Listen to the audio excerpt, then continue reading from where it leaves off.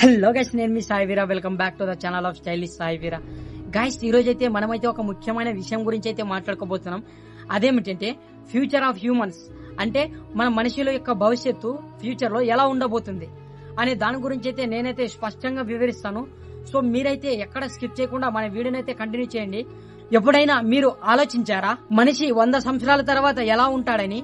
మనం ఇప్పుడు చూస్తున్న ఈ ప్రపంచం అనేది ఫ్యూచర్ లో మొత్తం మారబోతుందా?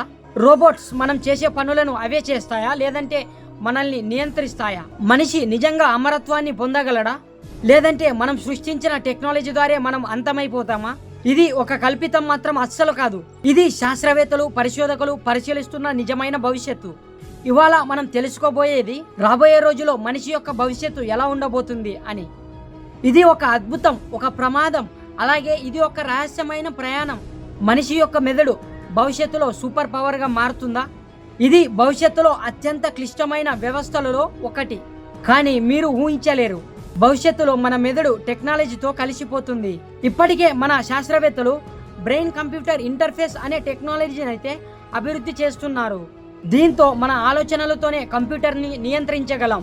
మీరు ఒకసారి ఊహించండి, అదేమిటంటే మీరు ఎటువంటి మాటలు లేకుండా, ఎటువంటి టైపింగ్ లేకుండా ఒక మెసేజ్ని మీ ద్వారా నుంచి ఇంకొకరికి కేవలం మీ యొక్క ఆలోచనల ద్వారా పంపిస్తే ఎలా ఉంటుంది? ఇది కల కాదు, ఇది త్వరలో నిజం కాబోతుంది. ఇంకా ఆశ్చర్యకరమైన విషయం ఏమిటంటే మన మెదడుని కంప్యూటర్తో కూడా కనెక్ట్ చేయవచ్చు.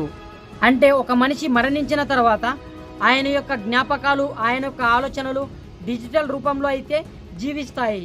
ఏఐ అనేది, అంటే ఆర్టిఫిషియల్ ఇంటెలిజెన్స్ అనేది మన మనుషులపై ఎలాంటి ప్రభావం చూపుతుందో ఇప్పుడైతే తెలుసుకుందాం. మనిషి లాంటి ఆలోచించే యంత్రాలు ఇప్పటికే మీరు చూస్తున్నారు. చాట్బట్స్, స్వయంగా నడిచే కార్లు, అలాగే రోబోట్స్. కానీ భవిష్యత్తులో ఈ ఏఐ అనేది మనకంటే తెలివిగా మారే అవకాశం అయితే ఉంది. దీన్ని సూపర్ ఇంటెలిజెన్స్ అని అయితే పిలుస్తారు. ఒక్కసారి మనకంటే ఏఐ తెలివిగా మారితే మనిషి నియంత్రణలో ఉండడు. ఇక్కడే పెద్ద ప్రమాదం అనేది మొదలవుతుంది.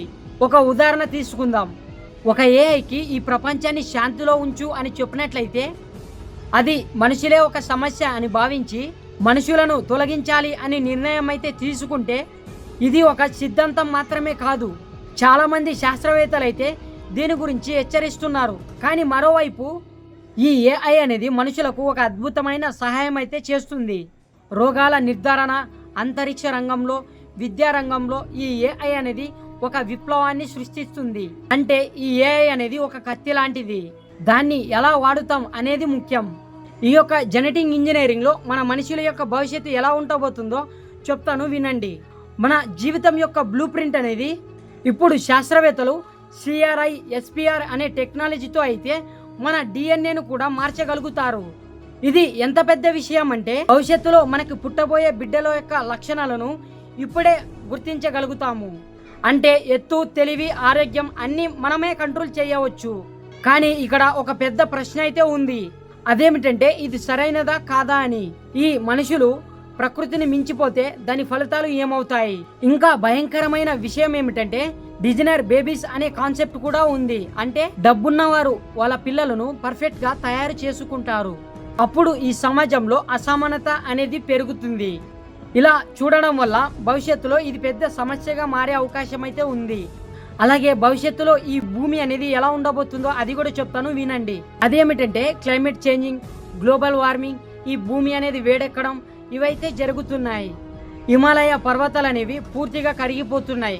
అలాగే దానివల్ల సముద్ర మట్టం అనేది పెరిగిపోతుంది. ఇంకా 100 సంవత్సరాల తర్వాత కొన్ని నగరాలు అనేవి నీళ్ళలో మునిగిపోవచ్చు. ఇది ఒక అంచనా మాత్రం కాదు, శాస్త్రవేత్తలు ఇచ్చిన ఇన్ఫర్మేషన్, అలాగే హెచ్చరిక అని కూడా చెప్పవచ్చు. అప్పుడు మనిషి ఏం చేస్తాడు? ఒక మార్గం భూమిని అయితే రక్షించడం, మరో మార్గం మరో గ్రహానికి అయితే వెళ్ళడం. ఇప్పుడైతే అంతరిక్ష జీవితం గురించి అయితే మాట్లాడుకుందాం. మనిషి మరో గ్రహంలో నివసిస్తాడా? ఇప్పటికే శాస్త్రవేత్తలు మార్స్ గ్రహం పైన అయితే పరిశోధనలు అయితే చేస్తున్నారు. భవిష్యత్తులో మనిషి అక్కడ నివసించే అవకాశం అయితే ఉంది. ఒక్కసారి ఊహించండి, మీరు ఒక రోజు మార్స్ గ్రహానికి వెళ్తే. ఇది సైన్స్ ఫిక్షన్ మాత్రం అస్సలు కాదు. కానీ అక్కడ మాత్రం జీవితం సులభం కాదు. ఆ గ్రహంపై ఆక్సిజన్ లేదు, నీరు తక్కువగా ఉంటుంది, అలాగే తీవ్ర ఉష్ణోగ్రతలు కూడా ఉంటాయి. అయినా మనిషి ఎప్పుడు అసాధ్యాన్ని సాధ్యం చేశాడు. అలాగే మనిషి యొక్క శరీరం భవిష్యత్తులో ఎలా ఉండబోతుందో చెప్తాను, ఒకసారి వినండి. భవిష్యత్తులో మనిషి యొక్క శరీరం కూడా మారవచ్చు, అది కూడా టెక్నాలజీ సహాయంతో. మనం బలంగా ఆరోగ్యకరంగా ఎక్కువ కాలం బతికేలా మారవచ్చు, అది కూడా సైబర్నెటిక్ ఇంప్లాంట్స్ ద్వారా.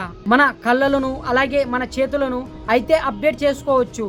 అంటే మనిషి మరియు యంత్రం కొత్త జీవిగా సృష్టించబడుతుంది. దీనినే ట్రాన్స్ హ్యూమనిజం అని అంటారు. ఫ్యూచర్లో మన హ్యూమన్స్కి ఎలాంటి ప్రమాదాలు వస్తాయంటే ఏఐ నియంత్రణ అనేది తప్పిపోవడం, బయోటెక్నాలజీ అనేది దుర్వినియోగం చెందడం, అణు యుద్ధాలు అలాగే సైబర్ నేరాలు. మనిషి తన యొక్క తెలివితోనే తన నాశనాన్ని సృష్టించే అవకాశం అయితే ఉంది. ఇప్పటికీ మన భవిష్యత్ అనేది మన చేతుల్లోనే ఉంది.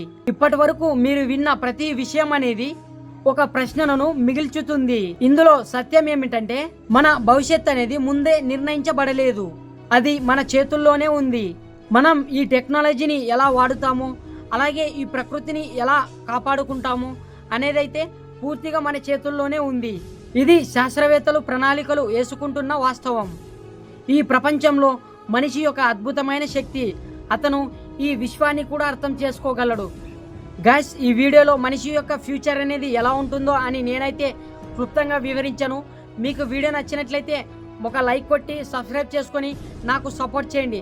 అలాగే వీడియో నచ్చినట్లయితే 10 మందికి షేర్ చేయండి. నేను మీ సాయి వీరా. బాయ్.